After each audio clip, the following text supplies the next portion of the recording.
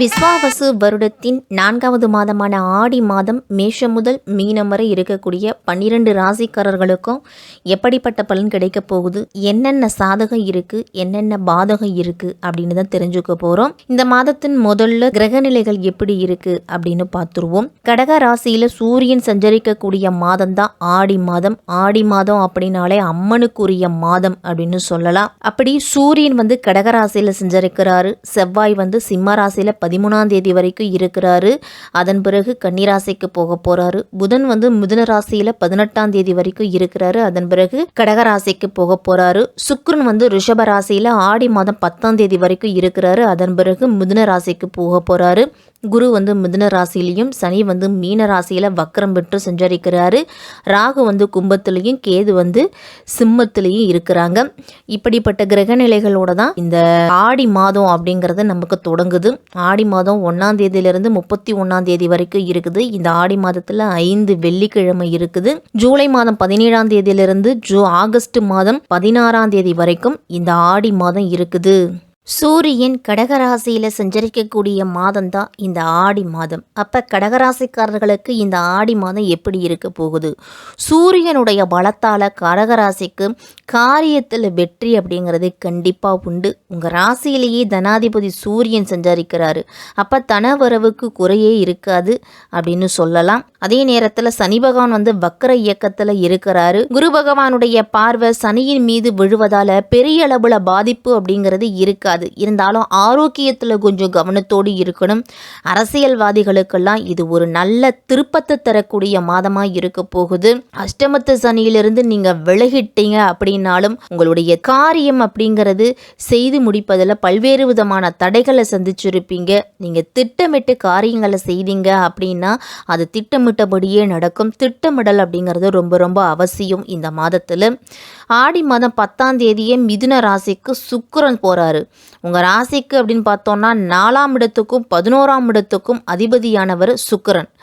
லாபாதிபதியான சுக்கிரன் விரயஸ்தானத்தில் சஞ்சரிக்கும் பொழுது விரயங்கள் அப்படிங்கிறது சற்று கூடுதலாக இருக்கும். கடகராசிக்காரர்களுக்கு பிள்ளைகள் மூலியமா ஏதாவது செலவுகள் வரும். உடல் ஆரோக்கியத்துல பிரச்சனையால மருத்துவ செலவுகள் வரலாம். இல்ல வண்டி வாகனம் பழுது வைக்கலாம். தொழில் வியாபாரம் செய்யறவங்களுக்கெல்லாம் ஏதாவது செலவுகள் அப்படிங்கிறது வரும். விரயங்கள் அதிகமா வரும் பொழுது அதை சுப விரயங்களா மாத்திக்க முயற்சி பண்ணலாம் கடகராசிக்காரர்கள். ஒரு சில விரயங்கள் அப்படிங்கறது தவிர்க்க முடியாததா இருக்கும். 2 வீலர்ல போய்கிட்டு இருப்போம். திடீர்னு வண்டி ஏதாவது பழுது வைக்கும் போது அந்த வண்டி வாகனங்களுக்காக நம்ம செலவு அப்படிங்கிறத பண்ணி தான் ஆகணும். இந்த விஷயங்கள் எல்லாத்தையுமே நம்ம தவிர்க்கவே முடியாதது. ஒரு சிலருக்கெல்லாம் வீடு மாற்றம், இட மாற்றம், வேலை மாற்றம் அப்படிங்கிறது கிடைக்கும். இந்த ஆடி மாதத்துல மன வலிமை அப்படிங்கிறது குறையும். என்ன எதுக்கெடுத்தாலும் செலவு வந்துகிட்டு இருக்கு, வீட்டுல நிம்மதியே இல்லாத நிலை, ஒரு குடும்பத்துல சந்தோஷமே இல்லாத நிலை அப்படின்னு ஒரு சலிப்பு அப்படிங்கிறது தோன்றும். கடகராசிக்காரர்களுக்கெல்லாம் ஒரு சில காலகட்டத்துல என்ன வாழ்க்கை அப்படின்னே தெரியலன்னு சொல்லிட்டு அப்படியே போய் கோயிலில் உட்காந்து உங்களுடைய இஷ்ட தெய்வத்தை போய் நினச்சி உங்களுடைய மனஸ்தாபங்களை எல்லாத்தையும் சொல்லக்கூடிய காலகட்டம் கூட இந்த ஆடி மாதம் அப்படின்னு சொல்லலாம்.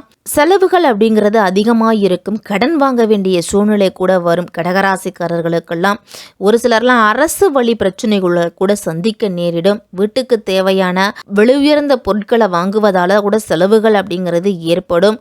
வீண் விரயங்களிலிருந்து விடுபடுறதுக்கு சுப விரயங்களை மேற்கொள்ளுறது ரொம்ப ரொம்ப நல்லது. வேலை பார்க்கும் இடத்துல உங்களுக்கு கொடுக்கப்பட்ட வேலைகளை நீங்களே செய்து முடிங்க. மற்றவர்களிடத்துல ஒப்படைப்பதை தவிர்த்துக்குங்க. மற்றவர்களிடத்துல ஒப்படைப்பதன் மூலமா ஒரு சில பிரச்சனைகள் அப்படிங்கிறது வரும். ஆடி மாதம் 13ஆம் தேதி கன்னி ராசிக்கு செவ்வாய் போறாரு. உங்க ராசிக்கு அப்படின்னு பார்த்துக்கிட்டோம்னா 2ஆம் இடத்துல இருந்த செவ்வாய் 3ஆம் இடத்துக்கு போக போறாரு. 3ஆம் இடம் அப்படிங்கிறது முயற்சி ஸ்தானம்.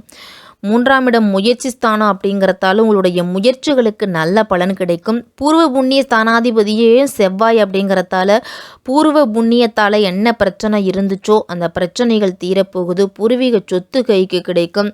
இல்லை அந்த பாகத்தால் உங்களுக்கு பணம் அப்படிங்கிறது சேரலாம். பாகப்பிரிவினை செய்து கொள்வதற்கு இது ஒரு நல்ல நேரம். இந்த மாதத்தில் பூர்வீக சொத்து பிரச்சனை, அதனால் இருக்கக்கூடிய பஞ்சாயத்து, இது எல்லாமே உங்களுக்கு சாதகமாக முடியும். புதிய தொழில் தொடங்கும் முயற்சி கைகூடி வரும். இதுவரைக்கும் தடையாக இருந்துட்டு வந்த சுபகாரிய பேச்சுக்கள் நல்ல முடிவுக்கு வரும். அவர்களுக்குள்ளே இருந்துட்டு வந்த கருத்து வேறுபாடு மறைய போகுது. பூர்வீக சொத்தை வித்துட்டு புதிய சொத்துக்களை வாங்கக்கூடிய யோகம் கூட இருக்குது இந்த ஆடி மாதத்தில். சனி வக்குரமும் செவ்வாய் சனியோட பார்வையும் இந்த மாதத்தில் இருக்குது. ஆடி மாதம் தொடக்கத்தில் செவ்வாய் வக்ரம் பெற்று செஞ்சிருக்கிறாரு. மீனராசியில் செஞ்சிருக்கக்கூடிய குருவோட பார்வை மீனராசியில் இருக்கக்கூடிய சனி பகவானை பார்க்குது. இந்த மாதம் முழுவதுமே சனி வக்ர இயக்கத்தில் தான் இருக்கிறாரு. வக்ர இயக்கத்தில் சனி இருக்கும் பொழுது உங்களுக்கு நல்லது தான் அப்படின்னாலும் மாதத்தின் முற்பகுதியில் செவ்வாய் சனியோட பார்வை இருக்குது. அப்போ உடல் ஆரோக்கியத்தில் கொஞ்சம் கவனத்தோடு இருக்கணும். வித்த சொத்துக்களால் பிரச்சனைகள் வரும். விருப்ப ஓய்வில் விலகி வந்தவர்கள் கூட மீண்டும் வேலையில் சேருவதற்கான வாய்ப்புகள் அதிகம் வரும். பொது வாழ்க்கையில் இருக்கிறவங்களுக்கெல்லாம் புதிய பொறுப்புகள் கிடைக்கும். தடைப்பட்ட காரியம் அப்படிங்கிறது தானாக நடைபெறும். உங்களுக்கு இந்த காலத்தில் சனிக்கிழமையில் சனி பகவான் வழிபாடும் குரு பகவானுடைய வழிபாடு செய்துக்கிட்டு வர்றது ரொம்ப ரொம்ப நல்லது. ஆடி மாதம் 18ஆம் தேதி கடகராசிக்கு புதன் வராரு. உங்கள் ராசிக்கு புதன் 3ஆம் இடத்துக்கும் 12ஆம் இடத்துக்கும் அதிபதி. உங்கள் ராசிக்கே வரும் பொழுது சுப விரயங்கள் அதிகரிக்கும். சகோதரர்கள்லாம் உங்களுக்கு உதவிகள் செய்வாங்க. உடன்பிறப்புகள் உங்களுடைய முன்னேற்றத்துக்கு உறுதுணையாக இருப்பாங்க. மாமன் மச்சானோடு இருந்துட்டு வந்த கருத்து வேறுபாடு எல்லாமே மறைய போகுது. தொழிலில் நல்ல மாற்றங்களை கொண்டு வருவீங்க. புதிய வேலைக்கு முயற்சி செய்துட்டு இருந்துக்கிறவர்களுக்கெல்லாம் அந்த வேலை வாய்ப்பு கிடைக்கும். சூரியனோடு புதன் புத ஆதித்ய யோகத்தை கொடுக்கறதால மாணவர்கள்லாம் கல்வியில் நல்ல முன்னேற்றம் இருக்கும். உங்களுடைய ஞாபக சக்தி அதிகரிக்கும். உங்களுடைய கவனம் அப்படிங்கிறது படிப்பில் மட்டும் இருக்கும். பெண்களுக்கெல்லாம் குடும்பத்தில் பிரச்சனைகள் அதிகரித்தாலும் அதை சமாளிக்கக்கூடிய ஆற்றல் அப்படிங்கிறது கிடைக்கும். உங்களுக்கு பொருளாதார ரீதியாக இந்த மாதம் உங்களுக்கு ஓரளவு சிறப்பாக தான் இருக்குது. ஆரோக்கியத்தில் கொஞ்சம் அக்கறை எடுத்துக்கணும். உணவு பழக்க வழக்கங்கள்லாம் கவனத்தை செலுத்துறதன் மூலம்தான் உடல் ஆரோக்கிய குறைபாடு அப்படிங்கிறது நீங்கும். இந்த ஆடி மாதத்தில் அமாவாசை மற்றும் பௌர்ணமி நாட்களில் குலதெய்வ கோவிலுக்கு சென்று வாங்க. தொடக்கத்தில் உங்கள் ராசிநாதன் சந்திரன் பாக்கியஸ்தானத்தில் இருக்கிறார். அப்போ முயற்சி ஸ்தானத்துக்கு அதிபதி புதன் உங்கள் ராசிலேயே இருக்கிறாரு.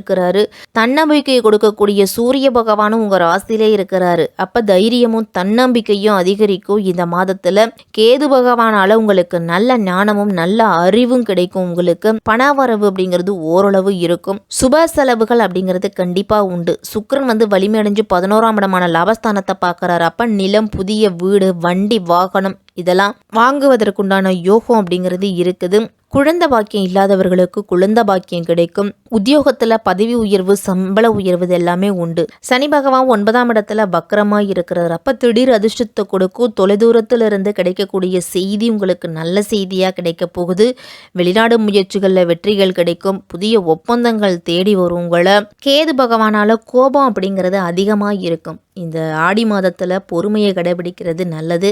குரு 6ஆம் இடத்தை பார்க்குறாரு. அப்போ கடன் சம்மந்தப்பட்ட விஷயத்தில் எச்சரிக்கையாக இருக்கணும். உங்களுடைய தகுதிக்கு ஏற்ப கொடுக்கவங்கள் விஷயங்களை நிர்ணயிக்கிறது ரொம்ப ரொம்ப நல்லது. பணம் யாருக்கும் கொடுக்கறதையும் நீங்கள் வாங்கி மற்றவர்களுக்கு கொடுப்பதையும் தவிர்த்துக்கணும். இந்த மாதத்தில் உணவு சம்மந்தப்பட்ட விஷயத்தில் அக்கறை எடுத்துக்கணும். சனிக்கிழமையில் ஆஞ்சநேயர் வழிபாடு அப்படிங்கிறது உங்களுடைய சஞ்சலங்கள் அனைத்தையுமே தீர்க்கக்கூடும். இந்த ஆடி மாதம் முழுவதுமே உங்கள் ஊர்லேயோ அருகில் இருக்கக்கூடிய காவல் தெய்வத்தை வழிபட்டுட்டு வாங்க. உங்களுக்கு அதிக நன்மைகள் அப்படிங்கிறது நடக்கும்.